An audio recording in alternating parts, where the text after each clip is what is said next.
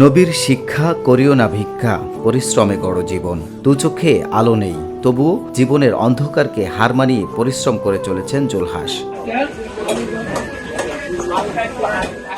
মাত্র 15 বছর বয়সে অসুস্থতার কারণে দৃষ্টিশক্তি হারান তিনি। এরপরও ভিক্ষার পথ বেছে নেননি। রাজধানীর ফকিরাপুল কাঁচাবাজারে গত 25 বছর ধরে মাছ কাটার কাজ করছেন জুলহাস। দু চোখে না দেখেও অনুমানের উপর নির্ভর করে ছোট বড় সব ধরনের মাছ কাটেন তিনি।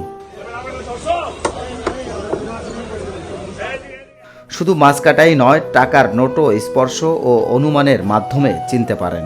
তবে প্রতারণার শিকারও হতে হয়েছে বহুবার। কেউ কখনো কম টাকা দিয়ে বেশি বলে দিয়েছেন, আবার একজন মাছ কাটার পারিশ্রমিক হিসেবে টাকা না দিয়ে কাগজ ধরিয়ে দিয়েছিলেন তার হাতে।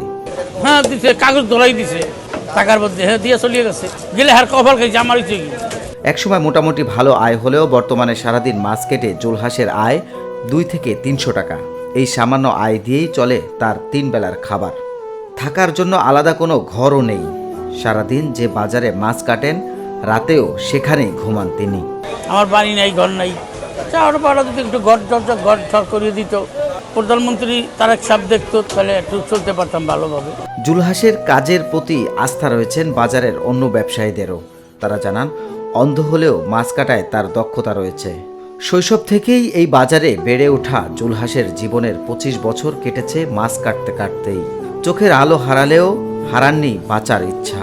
কারো কাছে হাত না পেতে নিজের শ্রমেই জীবিকা চালিয়ে যাচ্ছেন তিনি। এই কারণে যে আমাদের গোষ্ঠী বড় ভিক্ষা করে নিন্দা, এই কারণে তারাও যদি আমার নাহলে কর্ম করিয়া খায়, ভিক্ষা না করিয়া। শৈশব থেকে এই বাজারে বেড়ে ওঠা জুলহাসের জীবনের 25 বছর কেটেছে মাছ কাটতে কাটতেই। চোখের আলো হারালেও হারাননি বাঁচার ইচ্ছা।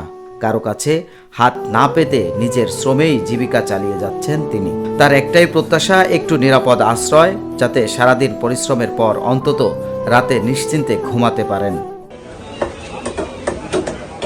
মিসবাউদ্দিন, নিরপেক্ষ। নিরপেক্ষ, সত্য প্রকাশে আপোষহীন।